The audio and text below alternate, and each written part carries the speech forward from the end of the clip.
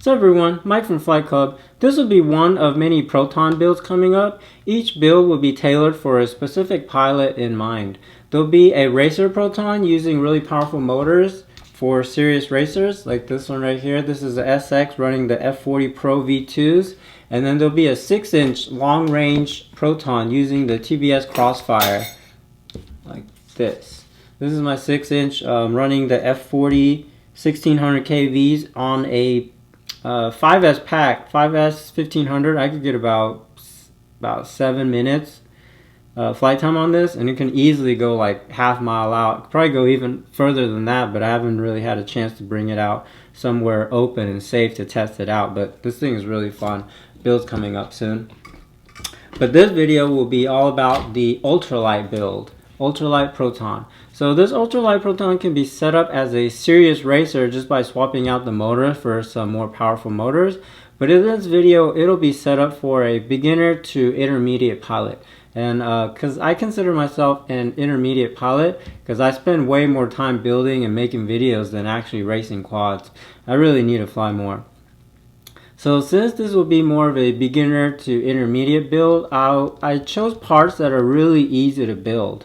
For this Ultralight build, I'll be using the Proton in the skeleton mode. So if you don't know about the Proton yet, I'll just go over the highlights of the frame really quickly. As of right now, there'll be 6 arm options for the Protons. There's a 4-inch arm, 5-inch race, 5-inch practice, 5-inch SX, the stretch X, 5.5, and a 6-inch. But for this build, I'll be using the 5-inch race arms just to keep the weight down, since it is an ultralight build. And the Proton features the nucleus aluminum CNC plate with threaded holes for the motor, for the arms over here. This makes swapping out arms super easy because you don't need any nuts or pliers or anything. You just simply put the screw in and you screw it right into the plate right here. And then the CNC plate also has the butter mount from the Tokyo. So the butter mount is something that I invented that lets you mount your flight controller stack using these custom silicone grommets that completely isolate the vibrations coming from the motors. You can really feel the difference when you're flying because the quad is so smooth, because the quad doesn't have to fight any or the gyro doesn't have to fight any of the vibration stuff. It can get a nice and clean signal coming in. And so normally the Proton can do skeleton mode, which is like this, or canopy mode, like this. These are the exact same frames, just mounted with different canopies. You can do a canopy or this traditional skeleton mode. So I've been using this all-in-one for a lot of my builds, and it's been really reliable to me. The only one that I've had go out was in my Phuket when I flew it into some metal monkey bars, and it pushed the camera onto the board and it knocked off some components. But I haven't had one go out under just normal flying. It has BetaFlightOSD, so you can easily tune your PIDs, change your VTX band channel power output from the OSD. But to be able to change the VTX settings, you'll have to use the TBS Unify Race, which I'll be using in this build. And I pretty much use this VTX in all my builds. The smart audio is such a great feature because you really don't even have to touch your VTX to change any settings. You can do everything from the LUA script or just in the BetaFlightOSD. And because the Cicada all-in-one has BetaFlightOSD, I won't really need to run telemetry, so just a simple FR FreeSky XM Plus will work fine for this build. These things are tiny and they weigh like almost nothing, as you can see, like that. And in this build, I'll be using the AXI UFL antenna. I pretty much use these AXI antennas for all my builds. It's either these UFLs or these stubbies, like this. I mean, these AXIs are tiny, and the image quality is just as good as the bigger antennas like the TBS Triumph. And I've actually haven't broken any of these AXIs. And for the motors, I'll be using the T-Motor Air 40 2450 kV. A lot of people overlook these motors because they're actually really cheap. Like one of these is only like 13 bucks. That's half the price of a F40 Pro. This setup with these motors weighs about 238, 239 with no battery and props. When I first built this quad, I used the Hyperlight 2204 floss motors, and the weight came out to about 218 grams. That's a little bit light for me. I was getting around 5 to 6 minute flight times on a 1300 milliamp pack, but I found myself using bigger, heavier batteries just to weigh it down, because I don't know, it just felt better just to be a little bit heavier. So this build at 238 is the perfect balance between power and weight for me. Of course, if you can handle the power, you can use something more powerful like the F40 Pros, or just bigger, more powerful motors. If you use the F40 Pros, it'll bring this quad to about 255 grams, somewhere in there. So why would you go with the less powerful motor? If you find yourself flying around 60% throttle all the time when you're on the track, the motors you're using may be too powerful for you. That was me before I switched to a less powerful quad. Running super powerful motors actually made the quad harder to control for me. Every little error that I made was magnified so much more. But with less powerful motors, I was actually flying a lot faster because because all my errors were easier to correct, and I can use 100% of the throttle band. It actually made flying so much more fun because I wasn't crashing all the time. Alright, so let's get on with the build. So the first thing I'm going to do is I'm going to mount the RX on the bottom of the Cicada 30 amp, because on the nucleus plate there's a little cutout right here. This is for mounting the RX under the first stack.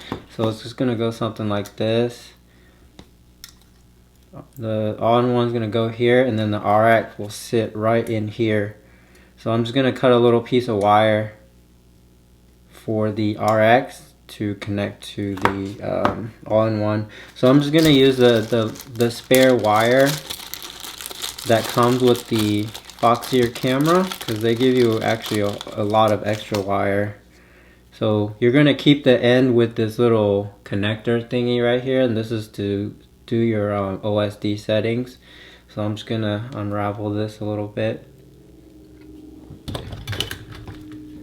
and then I'm going to cut it off like somewhere over here, and then just grab 3 wires. I'm just going to pick a black, red, and yellow, and then just measure out I don't know, inch or so, just like that, not too much.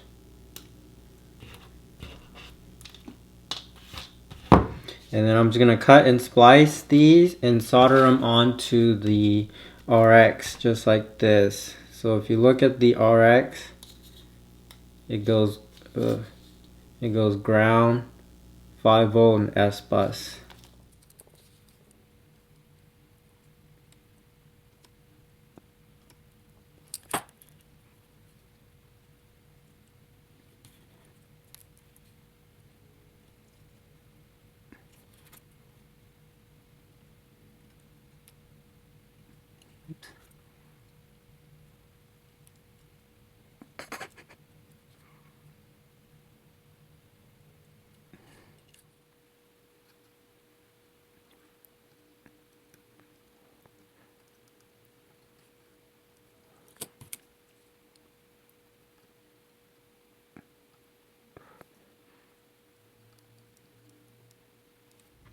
So as you can see, all I did was solder the wire onto the XM Plus, and then put a little heat shrink on the XM Plus, and then I went ahead and soldered it onto the all-in-one. You can see it goes directly across ground to ground, 5 to 5, and then S bus to S bus. So next we're just going to prepare the all-in-one to be mounted onto the nucleus plate. So first I'm just going to cut off this plastic covering on the all-in-one because you don't need it, and it gets in the way. Actually, you can't use it because it's covering the solder pads. So just take this off. And then next we're just gonna get the nucleus plate ready to be mounted. There's a top and bottom part to this plate. The bottom is the one with the milled out holes, and then the top is the raised part. So just grab one of these little silicone butter mounts and just squeeze them and push them through the top. So because I'm using this CNC plate with butter mounts, the butter mount's going to allow me to use just one long screw instead of using the nylon standoffs, because those things break all the time when you crash. If you just use one long metal screw, you'll never break. You never have to worry about broken standoffs, and because they're surrounded completely in this silicone, all the vibrations coming from the motors are squashed before it reaches the flight controller. So just go ahead and actually I'm gonna just to give the flight controller a little more room, I'm gonna get 2 of these butter mounts and just cut them in half and use them as spacers to give the all-in-one just a little bit more space, just to raise it up a little bit, because I already did this stack and I know how much space I need. So I'm just gonna put a little half butter mount in here to raise it up, and then go ahead and put your all-in-one on here. Sometimes these mounting holes on this all-in-one are like super tight, so you just gotta screw them in. Alright, so once you got it mounted, this is what it should look like, and then just push your XM Plus through this little gap. Or I should have put it in the bottom before. And then the way you're gonna mount this is you're just gonna try to put the bind button in dead center of the board, because when you put your bottom plate on like this, there's a little hole on the bottom of this plate for you to access your the bind button. So I'm just gonna grab a little piece of double-sided tape, put it on the bottom of this XM Plus, and remove the tape. And then I'm just gonna mount it. Try to mount the bind button as center as possible. So just like that, and then just thread your antenna wires through. So once it's mounted, it should look like this. So I forgot to mention, normally the PROton comes with M3x20 flight controller screws, but since I'm running this all-in-one, it's just going to be a single stack. I'm running M3x16s. I'm going to have a build kit for this ultralight build, and it'll have all the screws and all the extra parts you need for it. But I just wanted to mention, because I'm using a single stack, it's going to be a lower stack, and the standoffs I'll be using, they'll be 20mm instead of 25 that normally come with a PROton. Alright, so next we're just going to mount the arms onto the frame. So it's pretty easy. Just going to grab an arm, and then the little nubby part is always going to face the center. And then you're just going to line up your bottom plate with the top plate. So you'll see that the bottom plate has these 4 extra holes right here, and this is for the 20x20 stack, so it's going to be on the top. So just grab a M3x10 flathead, put it in there, and then just screw it right into the CNC plate. That's a good thing about this PROton. It has a CNC plate that has the threaded holes already for the arm screws, so you don't have to use nuts or anything like that. Makes it super simple. And then while I'm mounting the bottom plate, I'm gonna go ahead and mount this little LED plate that I'm gonna use to install a LED on there later. And you have to mount it now because it sandwiches in here like that, so it's easier to just do it now rather than trying to unscrew the screws later and doing it. So I'll just mount the rest of the arms.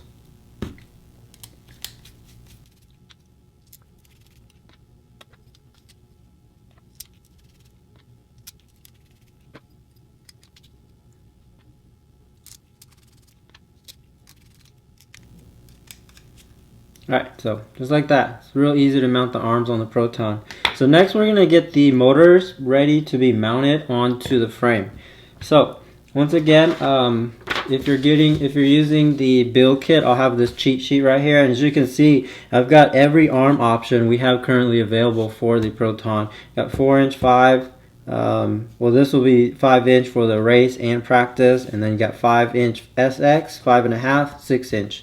So since I'm using these 5" race arms, I'm just gonna grab the motor and then I'll just cut it for the 5-inch race. And as you can see, there are 2 sets of wires, one for motors 1 and 4, and then the other one is for motors 2 and 3, and I'll show you why they're like cut different ways in a little bit. So let's go ahead and line this up and cut the wires.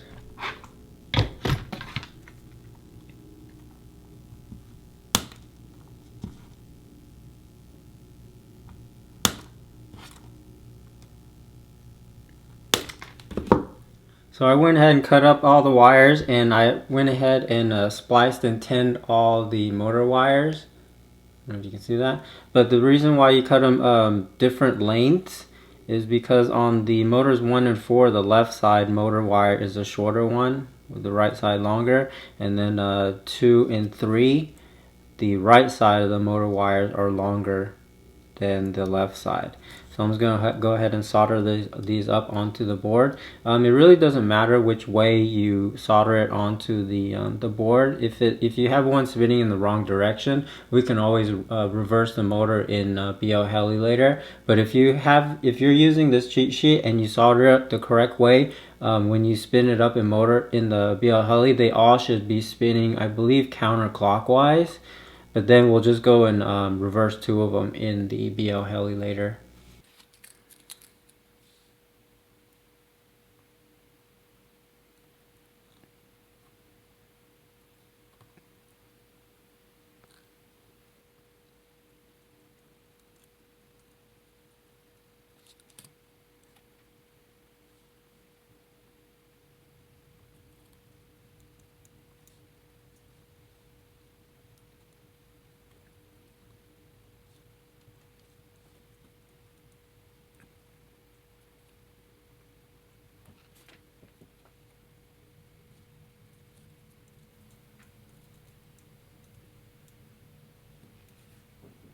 So I went ahead and soldered on all the motor wires onto the all-in-one, and believe it or not, we're like halfway done.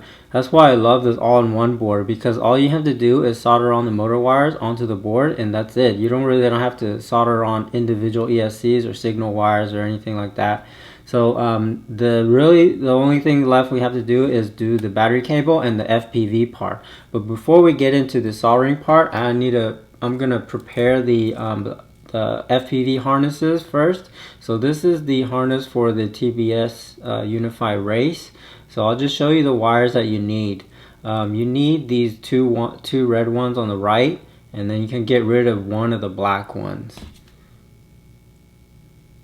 because this black one is for the ground on the camera, and since we're running the BetaFlightOSD on the board, the video has to pass through the board. So we're just going to power the camera from the all-in-one, and then you can remove the very right red wire, because this is for the power on the camera and we're not using it. And then we're going to keep these this yellow and white wire. So I'm going to cut the harness, and once again, I'm just going to use my cheat sheet again, because I already know how long each wire I need. So I'm just going to cut for the power and ground.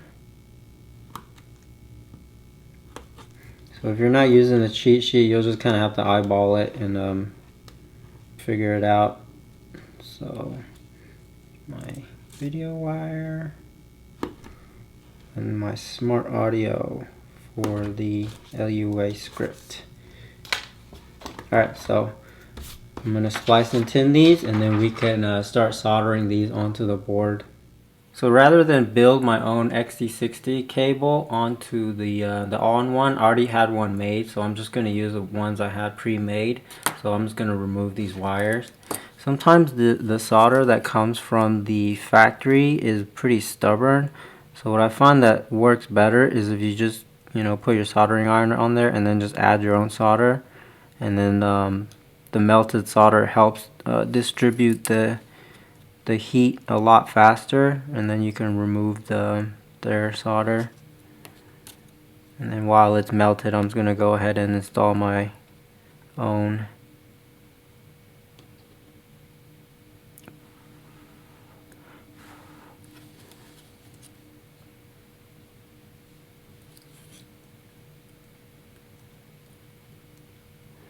Ground is usually a little bit trickier because the ground, there's a lot more copper, because usually the ground goes throughout the entire board. So there's a lot more heat that needs to be applied. But if you add your own solder to it, it should melt pretty quickly, smoothly.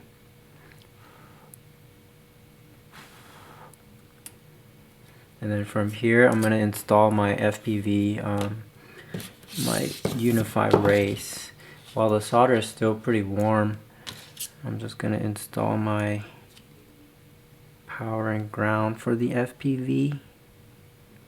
This one's usually pretty easy. You just melt the solder, and then if you have your leads pre-tinned, it should be able to just push right in there. And then once it cools, it's you get a nice clean solder joint.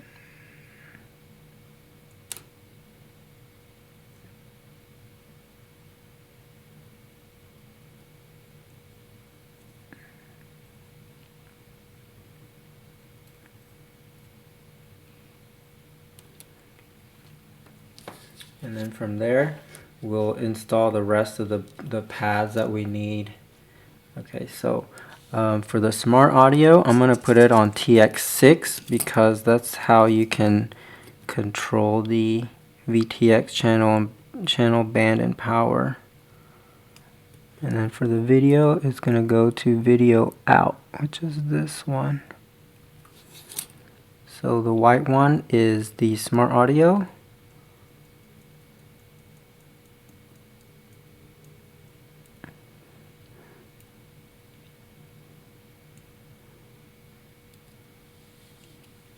Then video goes to the video out on the OSD.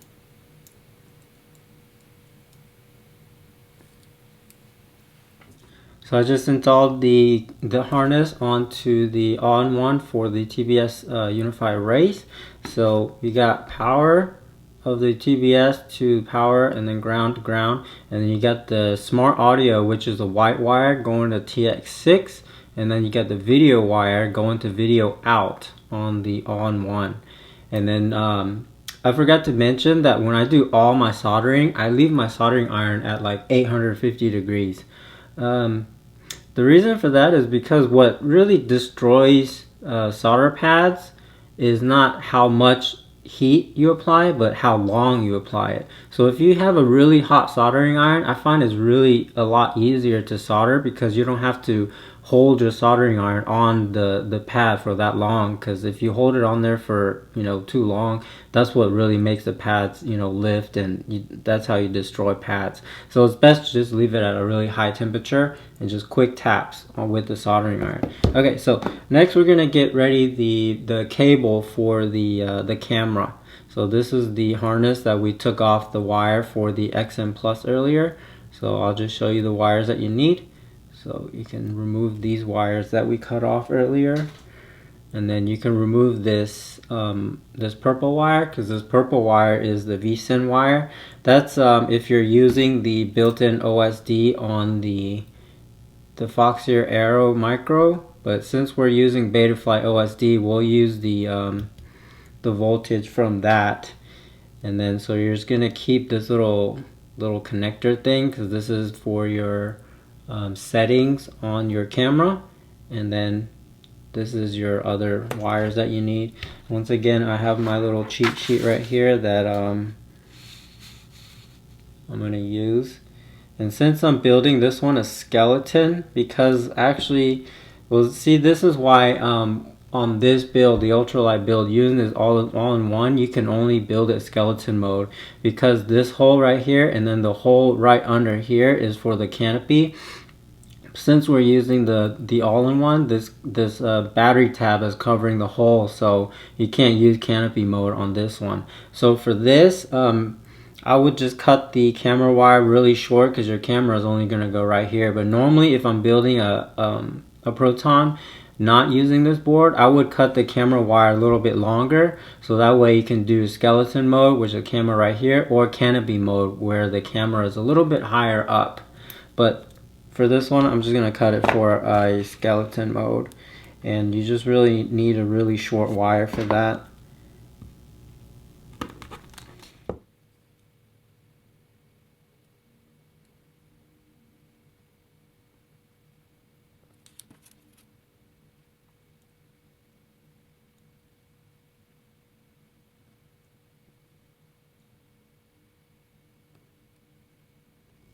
So this is what the quad looks like pretty much built. We're done with the build.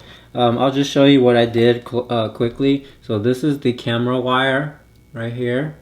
I just connected the power to the 5-volt and then ground to ground, and then the video signal going from the camera goes to video in, and then video out goes to the TBS Unify Race, and then you get smart audio on TX6, and then your power and ground on the battery. So the last thing we're going to do is we're just going to wire up a LED on the back of the Proton. This is a little plate that I designed specifically for the X Proton. There's another plate that's a little bit smaller for the SX because the angle of the arms on the SX is a little bit narrower. It's a shorter plate. So I'm using these Maytech 4S LED RGB LEDs, so you can just change the color by messing around with these little dip switches. So it comes with this little wire, so I'm just gonna cut and splice the end of this and solder it onto the back of the LED. Really with this all in one board, you can run a addressable RGB LED, but just for the sake of keeping the video short, I'm just going to use a simple 4S LED. So I'm going to mount them on the back of the board. So I'm just go ahead and pre-tin this. Oops. I'm going to pre-tin this lead.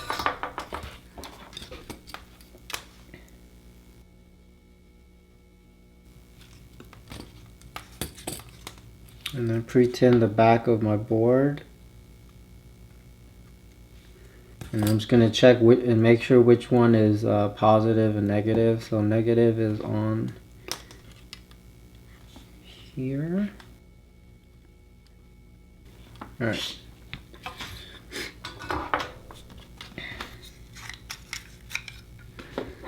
Alright, so as you can see, I just mounted the power leads on the back of the LED, and then what I'm going to do is I'm just going to thread this through the back of this LED board, and then I'm going to run it up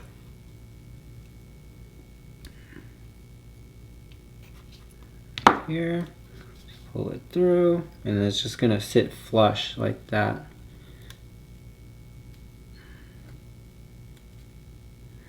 And then I'm just going to use a little bit of double-sided tape to mount this LED board on here. By the way, the double-sided tape that I use in all my builds is that Gorilla Glue stuff.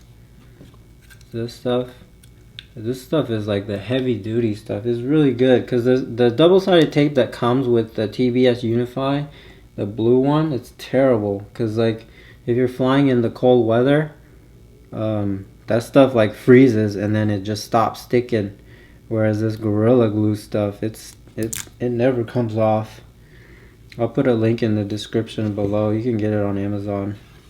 So once you got that, just put it on there nice and flush. Just line it up.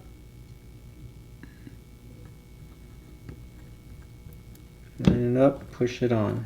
You're done. And then all you're going to do is just measure out how much wire you need. So I'm just going to measure and cut it really quickly and then just solder it on. So for me, red is going to be a little bit shorter.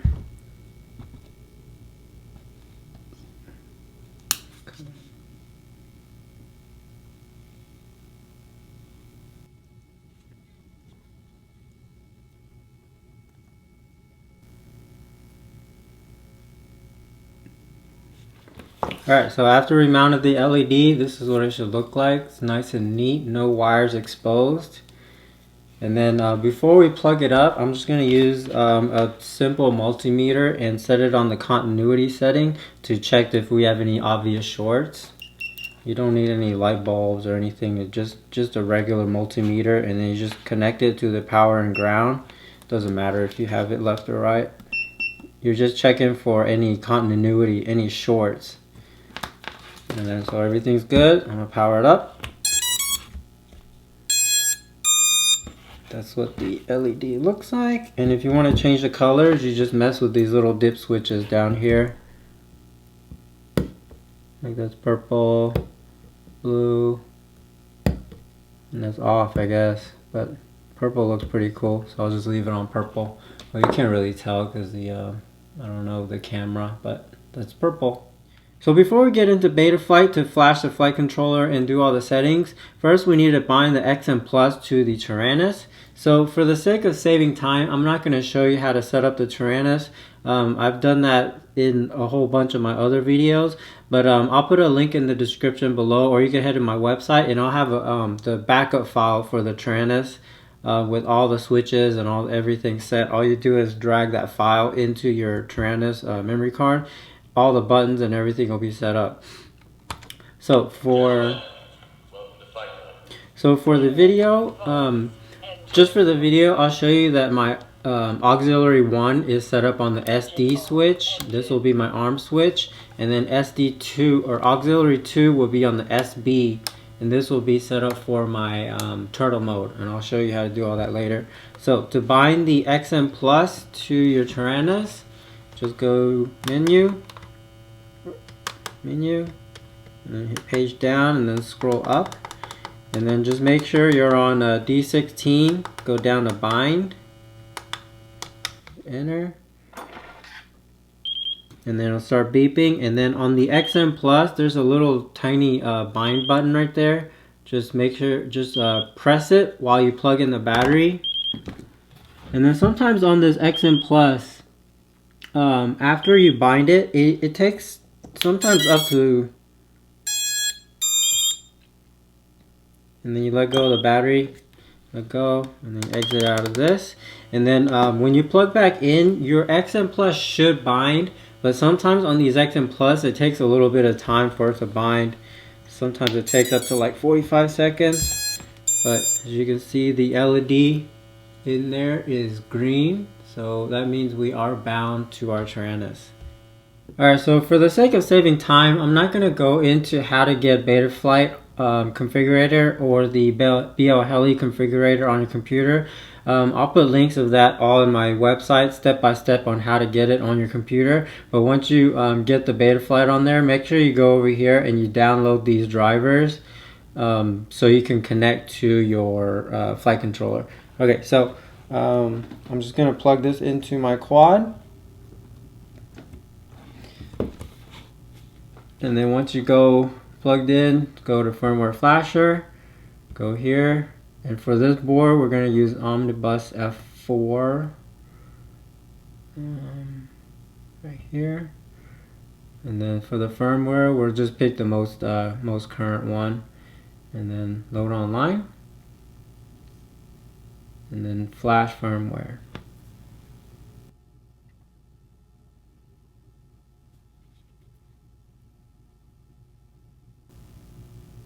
Alright, so when you see this, that means it's flashed and you're good. So go ahead and hit connect. Alright, so I'm going to do this a little bit backwards. I'll show you why in a little bit. When you first connect, this is the screen you'll see. Just go ahead and calibrate your accelerometer. Make sure your quad is on a nice flat surface. And I'm going to skip all the configurations page until after we do the ESC calibration. And the reason why I still calibrate my ESCs is before I did this, or before I didn't do this and then just went straight to D-shot, I had some weird motors cutting off issue. But ever since I started calibrating all my ESCs, I haven't had the issue. So to calibrate the ESCs, just click this. Make sure you do this with your props off. Move the slider all the way up, plug in your battery, and then move it back down before the tones end.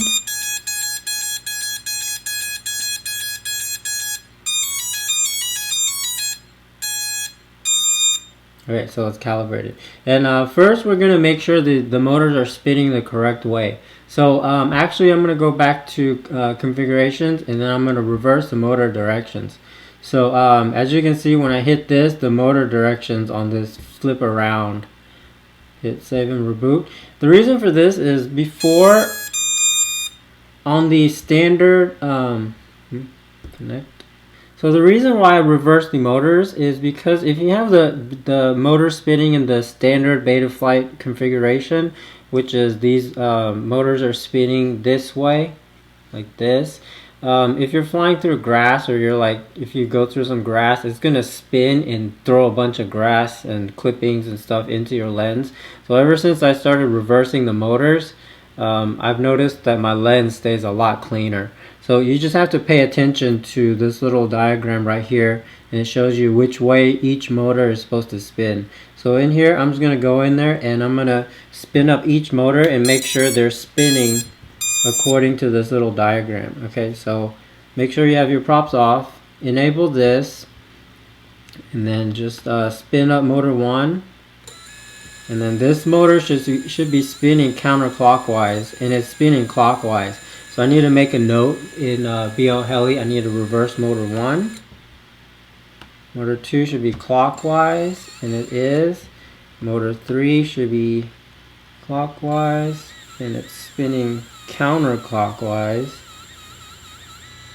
So I need to reverse 1 and 3, and then 4 should be counterclockwise, and it's spinning clockwise.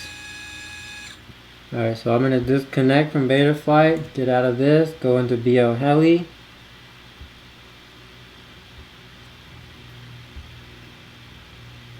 Connect, and then hit read setup. And then I'm going to go to flash all, leave the ESC where it is, and then normally I would use 16.7 or whatever is the most recent, but for the sake of this video, because I'm going to use this one, because I'm going to show you a little neat little trick. But if you use this one, you can still use D-Shot and all that good stuff. So hit flash, and then just let it do all its flashing. And while it's do that, I'm going to go ahead and go reverse the motors that I need to reverse, which is pretty much every single one. Oops.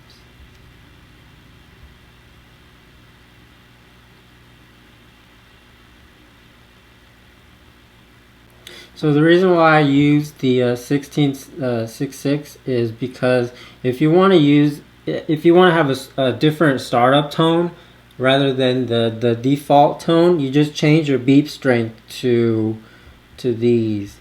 So if you have 0, 1, it's stealth, 91 is Star Wars, 92 is some crazy start tone, 93 Game of Thrones, 94 is HG startup tone. So I'm going to just go to like Star Wars, and I'll show you what that is. So set at 91, hit right setup, and then hit disconnect.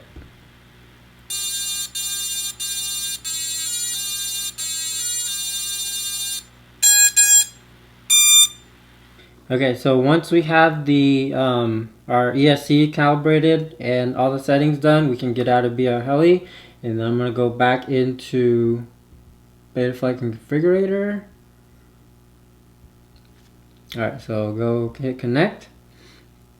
I'm going to skip ports right now, go to configurations first.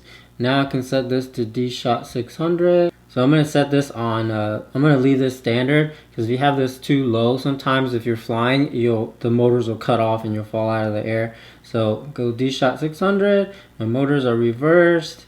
I'm going to change this to 8. I'm going to leave the accelerometer on. I'm not using a barometer. Normally, if you're using turtle mode, you have to turn this off, but I'll show you a trick in the CLI commands later. And then if you want your craft name to show up in your OSD, just type whatever you want here. FlightClub. And then for receiver, I'm using S-Bus. That. And then for these, I'm just going to permanently enable air mode, and I'm going to turn these two on, and then hit save.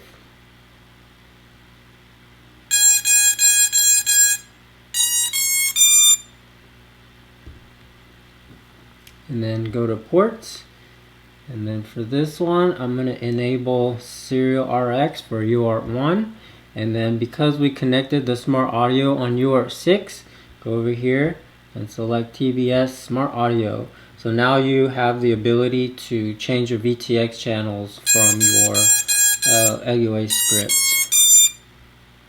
Connect back, and then power battery, we're going to leave these the same.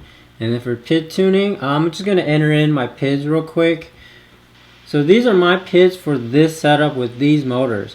You'll just have to play with these rates to find something that you like. I like to fly with smaller rates because I feel like it's easier to control when you're on a racetrack. If you have these too high up, it gets really twitchy when you're at the ends of your stick. So you can just play with this whatever you like.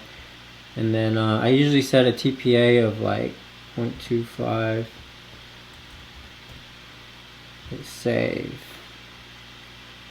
And go to receiver. All you have to do is change this to this one. Whoops. This one. And hit save. And then if you turn on your transmitter,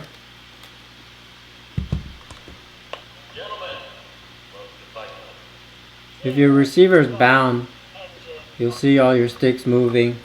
If your throttle is not moving correctly, it's because you have this channel map set wrong. And here's my auxiliary 1, auxiliary 2. Alright, so hit save. And then I'm going to go into modes.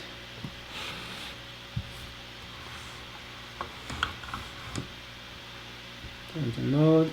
And then I'm going to set the auxiliary 1 high position for my arm. And then for beeper, I'm going to set it to auxiliary 1 for the low position.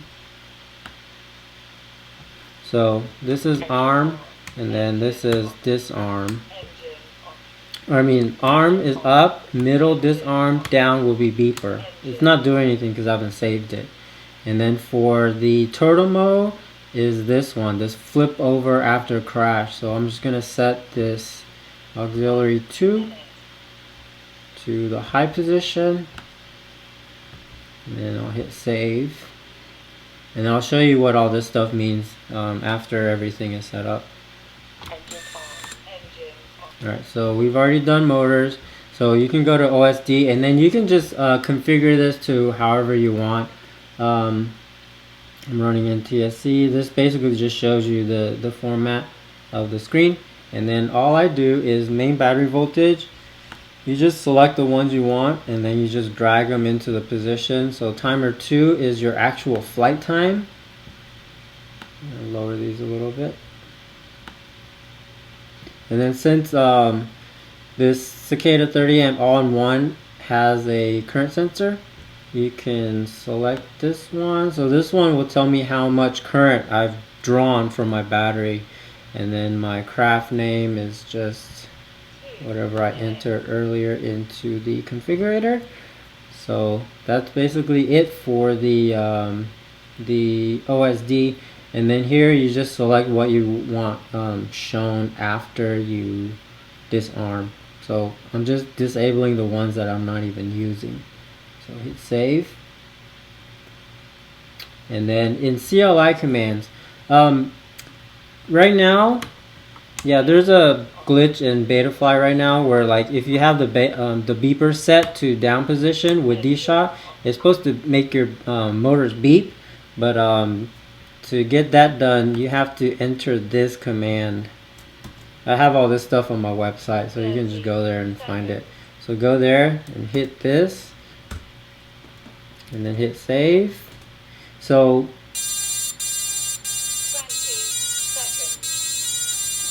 this set beeper D-Shot beacon tone equals 3. So this last number is the strength of the beep. If it's 0, it's weak. If it's 5, it's loud. But you just got to keep in mind, you know, how much strain you want to put on the motors. And then there's another function that you have to do for the turtle mode. So you're gonna go into CLI commands and hit this. Copy this and then go back to CLI. pace, you're going to put set small angle to 180. That means if you have your accelerometer turned on, if your quad is not completely level, you're not going to be able to arm. Like if it's a little bit tilted, you won't be able to arm. So this setting, whoops, cancel. You're going to go hit enter and then type save. So this setting basically disables that the angle arming limit. So once you have this set, you're pretty much done with the BetaFlight part. Alright, so once we're done flashing the flight controller and doing all the settings, we can put the rest of the quad together. So first I'm going to mount the TVS Unified Race. So what I did was I cut off the regular heat shrink that was on it originally, and I just cut a little piece that's a little bit shorter than the length of the board so it can expose the UFL. Because I'm using this Axi UFL, I need to remove this the stubby. So I'm just gonna take this off and then get like some needle nose tweezers or something and remove as much of this black stuff off as I can. Alright, so I took off as much of that black stuff as I could. I'll show you why I need to take this off in a little bit. So I'm gonna just use this little carbon fiber VTX plate that comes with the PROton, and then I'm gonna just double side tape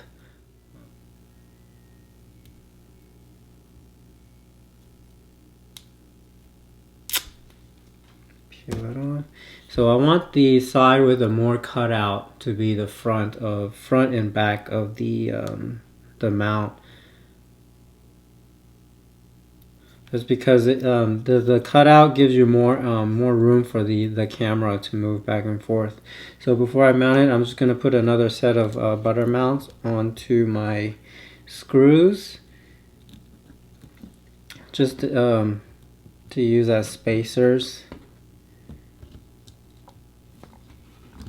And then I'll mount my VTX like that, and then I'll connect this, and then I'll use my little M3 nuts and just mount it onto the board. Alright, so I got my VTX mounted. Now next I'm going to install the camera. So I'm using the Foxeer Arrow Micro. I'm going to use the screws that came with the arrow, and I'm going to put them into the flexible mounts that come with the PROton skeleton. So I'm just going to grab a screw and push it into this little hole right here.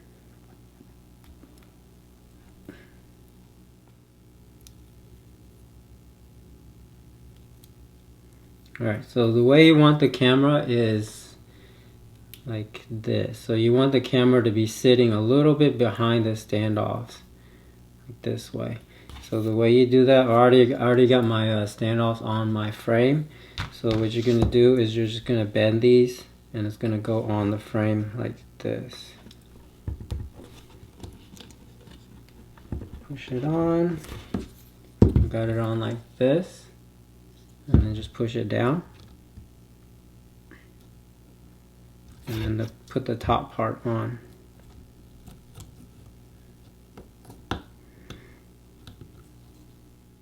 That, and then just connect it up.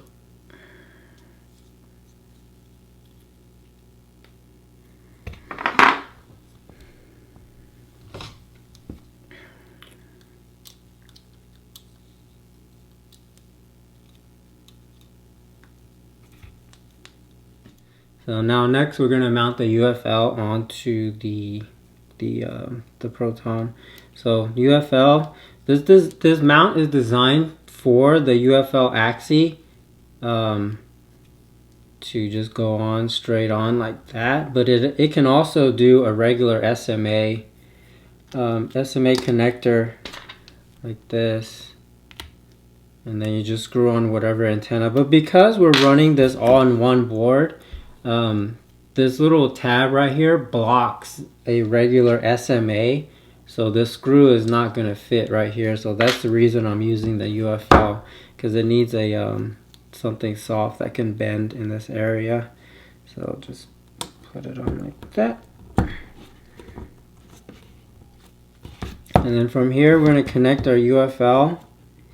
And then it's going to feel a little a little weak, but that's okay because we're going to use some Bondic to hold it in place.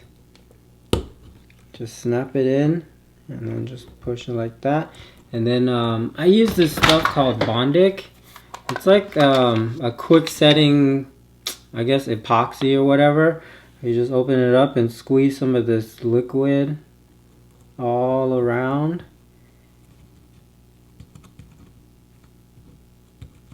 And then you use a little built-in LED or UV light thingy to help it dry. And this stuff sets pretty quickly. It takes maybe like 15 seconds or something to set. And it's not quite as strong as epoxy, but it's strong enough to hold connectors like this. And it's not permanent too. I mean, you can pull this thing off and clean it off easily if you need to like change antennas or whatever. But I just put some of that Bondic stuff on here, and it helps keep the antenna on. So once you have that done, you're going to take your VTX plate and then just push the TPU mount to where this part is flush with a standoff, and then you'll see this little slot right here. This little slot is for the VTX plate. So you just take that and you slide this into the slot. And then when you slide it in, it locks this plate in this mount in place, and it prevents it from sliding up and down on the standoff. So once you have it on there, just kind of push it back a little bit, and then you put in your screw. And now this plate is locked in; it won't slide up and down on the standoffs. You can tell I thought about every little detail when I designed this frame. So actually, before I install the front screws, I'm going to show you the GoPro mount that I designed.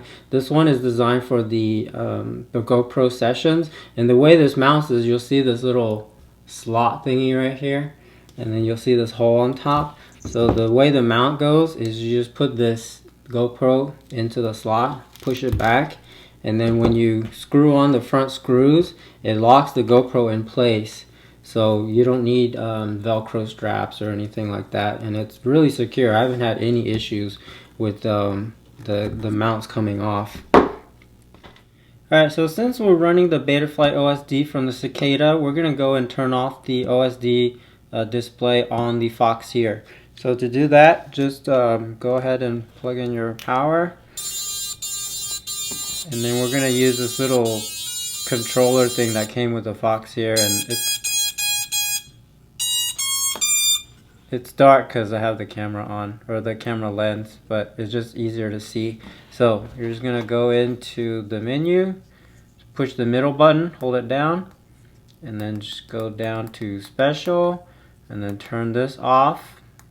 Turn, and then for the day and night, I'm going to turn this to color, because if you have it on auto, say you're flying at night and there's not enough light where you're flying, your camera is going to turn to black and white mode. So if you just leave it in color, it'll always stay in color.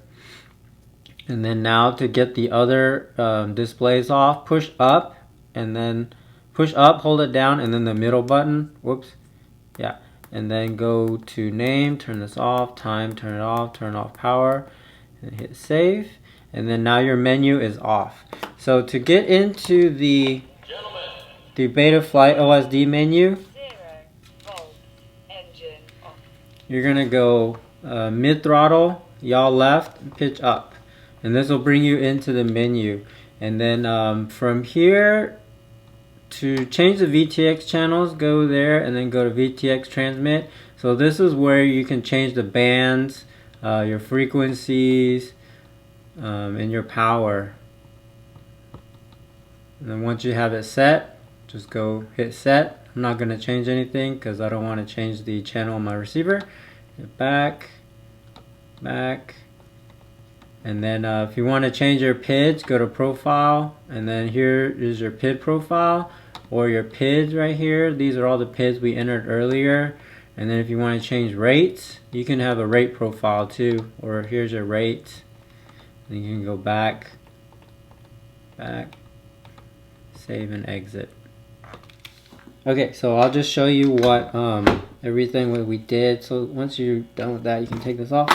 All right, so this is our arm. And as you can see, if we're at, it'll arm in any angle that we're at.